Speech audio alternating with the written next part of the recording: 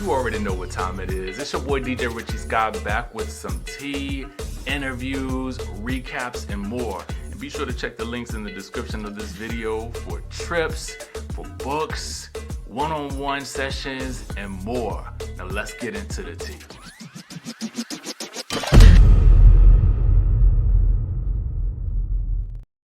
Skye Squad, we're back in the building. We're, of course, talking secret recordings, but before we get into that, let's talk Mama Mia, okay? So, y'all remember that Essence article that came out? It was an opinion piece about Mia and Mia's story arc on the show this season involving Ink and Gordon and what's going on with the kids and all of that. We talked about how it's a bit confusing as a viewer, and it's actually really difficult as a reviewer as well, who doesn't really want to have to speak on a paternity situation involving kids on the show. But it's interesting because Mia has taken an interesting stance on this piece that's come out. Someone says Essence magazine ate you up, babe. And so she said, nope, it was an honest quote opinion. I actually appreciate it. So let's talk about that response. At the end of the day, because this is a reality TV show, and we all kind of are in on the gag of what reality TV is in this day and time, right? As we will talk about when we talk about our Salt Lake City recap, at the end of this video really quickly. But, I do think that there's something to be said for the fact that she's willing to accept this feedback, right? And I wonder if there's any response from the network, in regards to what this what this story in essence means. Again, this is I think the second time that Essence has come out with an opinion piece about an interesting aspect of the show that may not be resonating with fans very well or may not be going over well with the fan community. So the fact that she actually took the time to respond and say that she appreciated it, I think it goes a long way toward her understanding that this something about this situation may need to be modified. But she also does quote opinion, which leads me to believe that there could also just be the fact that she's kind of like, okay, people are going to have their opinions about this situation. And it is what it is, because that's what people are paid to do when they're writing these things. So let me know what you guys think about her response. I want to talk about another interesting response to backlash. And I think that's Marlo. And I have to shout out to the Bravo Shade Room for posting this interview that was taken from the Across Gen podcast, right? Across Generations. Marlo was a guest and she had some interesting things to say about her time on Housewives. She says that the world was happy about her finally getting a peach on Real Housewives of Atlanta, but she was not happy. I want to touch on that first part. I was myself one of those people who was championing for her to get a peach because I felt like it was time, right? I felt like she had been there long enough. She had been engaged enough. She was well entrenched within the fabric of the cast. However, I do think that I don't want to say that it was a mistake to make her a full-time housewife. I think that mistakes were made as a full-time housewife. And she goes on to speak about how she was not happy about it because she loved being a friend. Now, I don't know, maybe this is a bit of self-reflection, but in my mind, I could have swore it felt like she was happy about it. But again, hindsight can be 2020. She says the show just got dark suddenly. A lot of the girls never respected me. We went too far below the belt, including me. So let's dive into each piece of that. He says that the show just got dark suddenly. And I would say that she contributed to that quite a bit.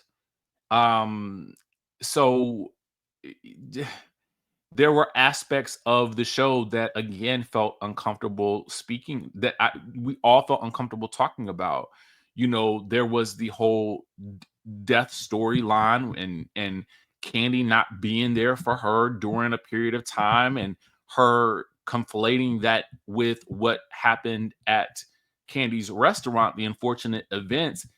All of those things being kind of lumped in together in one story arc was just like, this is not entertainment. Here's the thing, and I have to shout out, listen, I posted some resources for people who are going through everything that's happening right now in the greater Los Angeles areas with the fires. Please, I will put the link in the description of this video. It's just sharing of resources. Do what you can from where you can for people, whether it's just prayers, whether it's making donations, whether it's resharing resources. Do what you can. And I bring that up to say, it crossed my mind today, like on a day like today, when that people are going through, you know, should I even be doing a video today? And then there's another side of me that says, well, my job for me at this point is to just bring a bit of levity to people's day and to talk about something that feels fun and that takes our mind away from our troubles and allows us to escape for a little bit. That's what my purpose is with what we're doing here, and with this community. So this is my way of contributing to just a brief bright spot in the day for people who may be going through different things. I know I am personally. So I get it.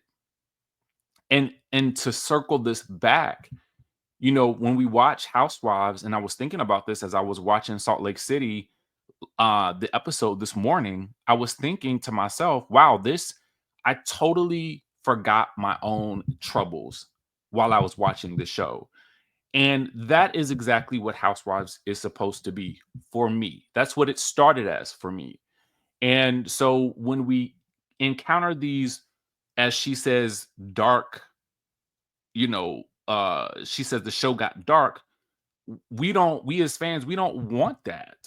We don't. We want drama, yeah, but like, I mean, it's a certain type of drama and it's a fine line. And Salt Lake City is getting it right to me. Um, I will say that I think that she probably is correct that a lot of the girls never really respected her. I think that that's probably pretty evident. And she says we went too far below the belt, including me. And I think that is true. So, breaking down some aspects, I'm skeptical of some of the things that she said, but I think that some of the things that she said were also right on point. What do you think, though? What do you think about Marlo's time on Real Housewives of Atlanta? Was it well spent as a full-time housewife? I don't think she made the most of the opportunity. I don't know if she was directed. I don't know if she was I don't know what the case was. I just know that it seemed to go really, really wrong. Hopefully, they can correct that this season. All right, so I want to talk about the madness that is Salt Lake City. Did I say Salt?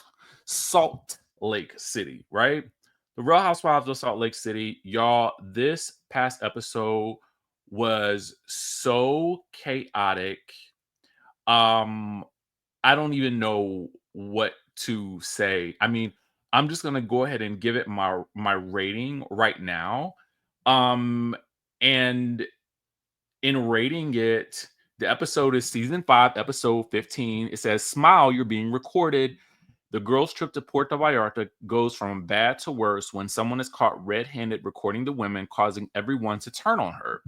Who is that someone? Well, in case you have been living under a rock, that someone is allegedly Brittany Bateman.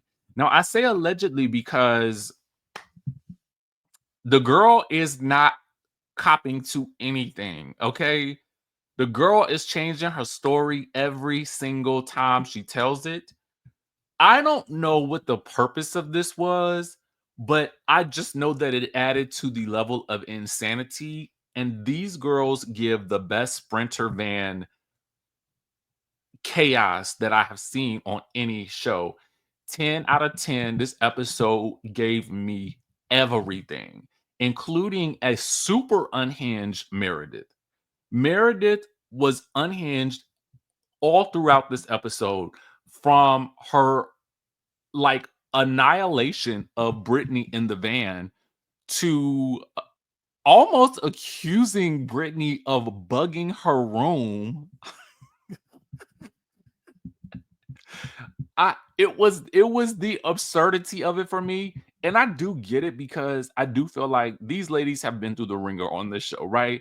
They have been rated, they have been, you know, they've had somebody sort of infiltrate the group and, allegedly stalk their homes and all kinds of other stuff. And I say allegedly, because those were some of the accusations against Monica.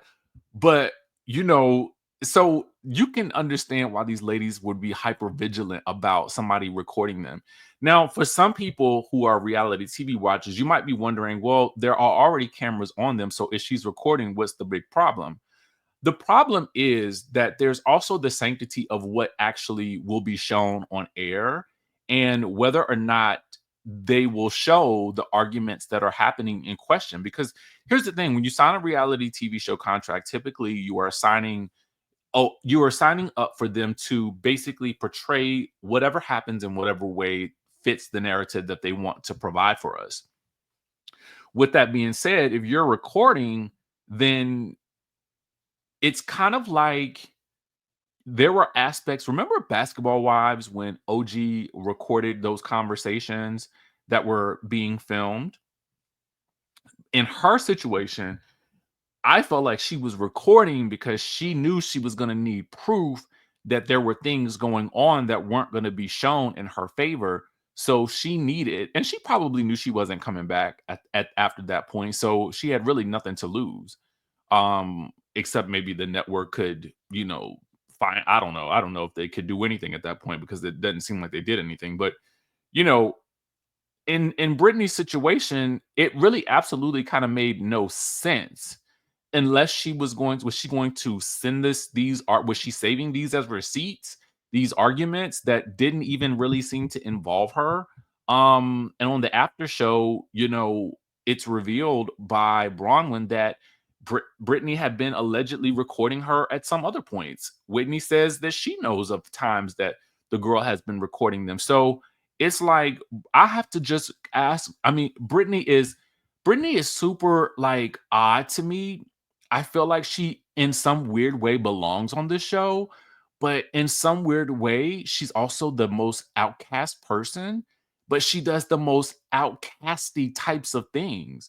So here's where things are going in the episode. You know, Bronwyn, I love Bronwyn as an addition to the show, but girl, you have got to give it up on this whole idea that Lisa is going to be your good girlfriend. You have you've thrown yourself at the mercy of Lisa every time you feel like she has done something to you. You then go rehash things with the other girls, and the other girls are like, well, yeah, she and Meredith probably took your husband's side because they too have been allegedly, implicated in some other types of emotional affair type situations. That's the allegation that's out there, right? That the other girls kind of insinuate, coming from, I think, maybe Whitney and Angie I think Heather a little bit too. So when that happens, Bronwyn then all of a sudden feels super guilty and then goes running back to Lisa and says, "Hey, Lisa, I didn't feel like I was supported by you, and we were all talking about you." No, girl, what you should have said was, "Listen, I'm upset that you didn't have my back, but at no point did you really have to throw the other girls under the bus in order to tell your story. So as Lisa is gathering the girls on the van, like, and wanting to know what was said, and when Whitney and Angie realized that they had been thrown under the bus, not so much Heather, but Heather was also in on that conversation. It's kind of like, Bronwyn, you really didn't have to, like, wrangle them into your mess with Lisa. Like, you have a problem with Lisa. Lisa is your issue. Stick to your issues with Lisa. But these other girls, they've already got it. Two of them already have issues with Lisa. So of course they're gonna be your listening ear, but you can't keep just using them as your listening ear and then running back to Lisa and then telling them everything that they said when you are the one that has the most issues with Lisa. No, you just tell her what you said and then you keep it pushing. Like, I mean, I just felt like that's like, why would you do that? You just created a bigger mess. But then again, of course, we probably wouldn't have gotten to where we gotten if she didn't do that. So, Bronwyn, bravo, baby, bravo, okay, for bringing us all of the drama. So we really don't even get a chance to get into that much because it is revealed that Brittany, oh God, Brittany Pothang. Brittany, you are not even a full-time cast member on this show, and you find yourself in the hot seat every single episode. And it has to feel crazy to feel so used by not only Jared, but also the show. Like, if you don't look at the parallels of this situation, they you get the maximum amount of drama from Brittany, and she's just a friend. Jared gets the maximum amount of attention from Jared, and he too just refers to her as a friend. That's crazy. That's some wild work right there. Brittany, you are either the greatest of all time or, like, girl, like, I don't know. Like, I really don't know. Like, you are literally sacrificing yourself.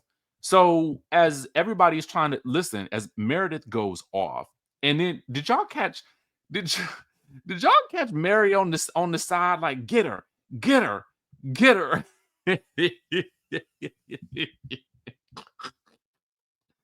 So anyway, homegirl runs off the bus crying and screaming, right? You know, and boo hooing because they didn't call her red-handed. And Whitney feels bad for her and goes in and is like, okay, well, you know, can you show me what you have recorded? So apparently the girl had deleted the videos just that quick, but she claims she don't really know how to record herself. So it's like, girl, either you know how to use your iPhone or you don't know how to use your iPhone, because you know about the deleted, right? So they're kind of like, well, pull up the deleted files. I mean, because you know you can delete, and then you can then you can delete your deleted. So if the files are in the deleted, that means you deleted everything. So we don't have no proof to show that you didn't do this.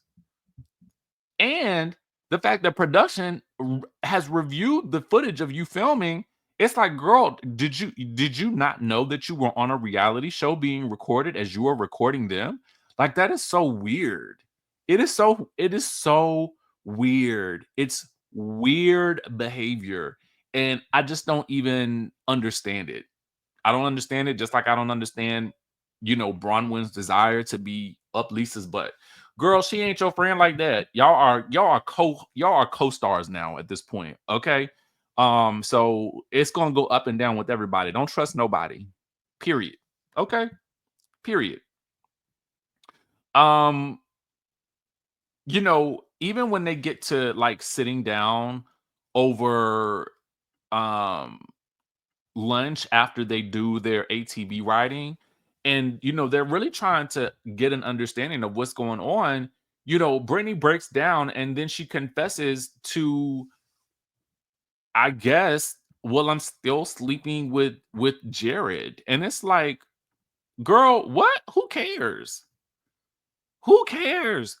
Like, what are you talking about? But then they bring it back to the real core of this show, which I always think is so great and intriguing. And they relate this back to her feeling like she's going to be exposed as a bad Mormon. And then we get into the religious aspects of this show, which I think is also what makes this show so exciting for a lot of us because it's really unfamiliar territory for me, but it has bonded these women in such an interesting way that I think that I don't ever know that we will, unless you're in it, I don't think we'll ever really understand it fully. Which also gets into a situation where, Brittany has heard Meredith, coughing. And Meredith is throughout this episode trying to Sherlock Holmes her way into figuring out whether or not Brittany has been spying on her through the walls of her villa. And then they go so far, she and Heather go so far as to search her room for hidden bugs. Meredith is super sleuthing her way through this whole episode, trying to understand and piece together how in the world Brittany has heard her conversation with Seth, heard her coughing, and then attributed the coughing to throwing up and then having some sort of eating disorder is the insinuation that Meredith feels that Brittany is trying to put out there. And it is absolutely wild to me, the rabbit hole that we go down.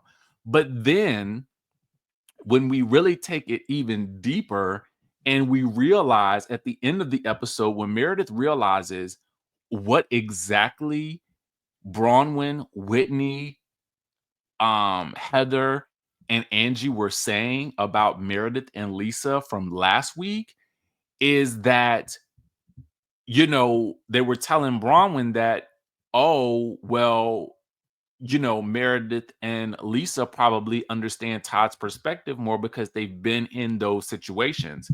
So when Heather tells Meredith that, Meredith blows up again.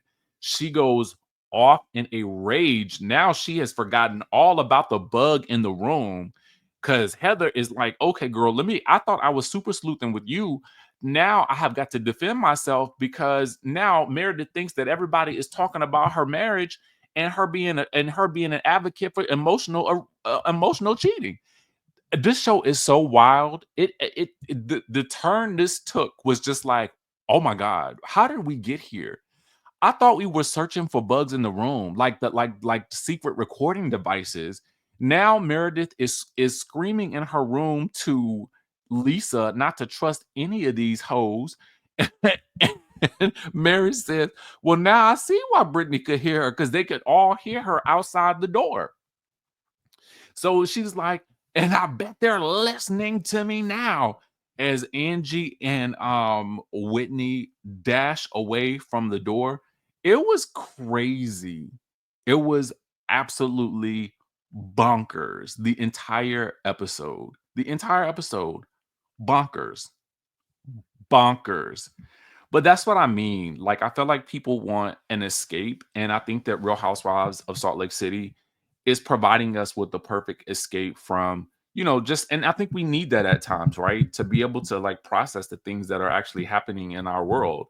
And so, again, we send our prayers to everyone in California, everybody who has been impacted by the fires. Again, I will place my Instagram link in the description of this video so that if there are resources out there that you guys can spread so that people can remain aware, do what you can from where you can, whether that's prayer, whether that's donation, whether that's just sharing the word for resources. Anything is helpful at this point in time. All right. So with that being said, I will catch you all in the next video.